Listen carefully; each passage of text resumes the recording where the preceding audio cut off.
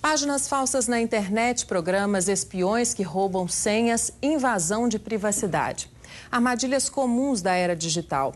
A cada 6 meses, um balanço desse tipo de ação é divulgado pela Delegacia de Crimes Cibernéticos no Estado. E mesmo com todos os avanços e alertas dos especialistas, é cada vez maior o número de vítimas que caem nos golpes pela rede. No extrato, a surpresa desagradável. R$4.000 a menos. 2 saques de R$1.000 no dia 27, um saque e uma compra. E no dia 28, mais um saque e uma compra de R$1.000. A conta poupança quase nunca é movimentada por Rogério. Saque só no caixa físico. Mas ainda assim, a suspeita é de que o cartão dele tenha sido clonado. A gente está desprotegido e os bens que a gente tem também lá vai no mesmo caminho. Né? Tanto bem material, dinheiro, você não consegue ter domínio mesmo. O crime sofrido por Rogério está entre os mais comuns, registrados este semestre em Minas Gerais pela Delegacia de Crimes Cibernéticos. Depois dele, vêm as ocorrências de calúnia e difamação, onde, para isso, os criminosos utilizam principalmente as redes sociais. O delegado de crimes cibernéticos explica que nos últimos anos este tipo de ocorrência cresceu uma média de 80%. Para diminuir a ação criminosa, ele defende uma legislação mais rígida. As investigações são realizadas e pessoas são presas em flagrante. Por exemplo, na semana passada, um estelionatário e receptador foi preso em flagrante. Na semana retrasada, um pedófilo também foi preso em flagrante. As prisões ocorrem, os crimes e autorias são desvendados, né? O problema maior que nós temos é a falta de legislação em relação aos crimes cibernéticos. Tanto em relação aos crimes, como em relação aos procedimentos investigatórios.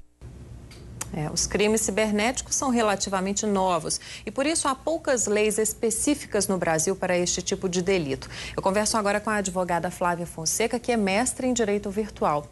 Boa noite, Flávia. Boa noite. Como é que é o cenário hoje da legislação para esse tipo de crime que nós vimos na reportagem?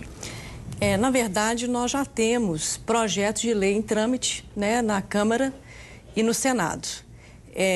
Essa legislação foi aprovada recentemente pela Câmara, né, vai seguir em trâmite no Congresso Nacional e possivelmente irá modificar o próprio Código Penal, inserindo um capítulo específico para crimes cibernéticos. Mas hoje, as leis que já existem, algumas, dentro das leis que já existem, dos estatutos, existem tipificações para crimes virtuais já? Todo tipo penal exige uma especificação para tanto, né? Então, para que seja feita uma punibilidade, é necessário que haja uma legislação específica. Nós já existe no ordenamento jurídico, no Estatuto da Criança e Adolescente, crime específico de pedofilia, e na lei de software também nós encontramos crimes contra a concorrência desleal. Mas há muito por se fazer ainda, né? Todos os dias há uma conduta nova e essa conduta precisa ser especificada, né, legalmente. É verdade. Os crimes contra a honra, me parece que são os mais comuns. A pessoa deve acionar a justiça? Como é que deve proceder? Sim.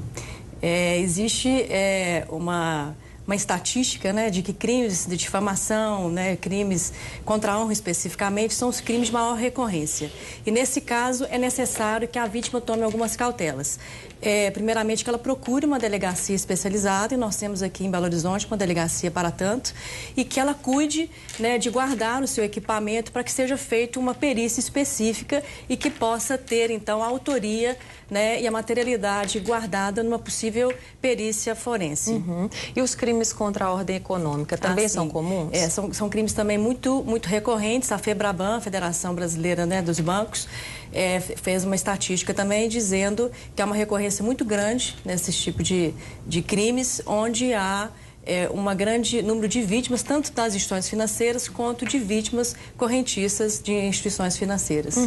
E a instituição financeira, no caso, por exemplo, da invasão de uma conta virtualmente ali, ela é obrigada a pagar ou indenizar aquele cliente pelo prejuízo que ele teve? Sim. Aí, nesse caso específico, nós não estamos falando mais de crime, né, virtual, crime cibernético, e sim de indenizações civis. Uma vez que o serviço é posto à disposição do cliente, a instituição financeira, ela necessariamente é responsável por garantir e dar uma segurança jurídica a esse tipo de prestação de serviço.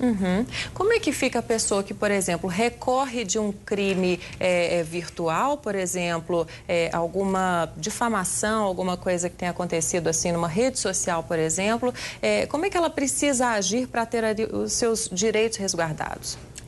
Nós costumamos dizer que você deve agir perante a internet com o máximo de privacidade possível, para que seus dados sigilosos não venham à tona e que isso possa te trazer algum prejuízo. As pessoas esquecem que você está numa rede mundial de computadores e que a informação ocorre em tempo real. Nós já temos monitoramento de e-mails nas corporações, nós já temos a possibilidade de teletrabalho, onde é feita uma análise do cadastro, né, de um candidato ou então de um empregado através de redes sociais. Então, o máximo de cautela possível, né, é sempre necessário, né, para que você não seja prejudicado. Perfeito, Flávia. Muito obrigada pela participação aqui no Jornal Minas. Tá, a gente que agradece.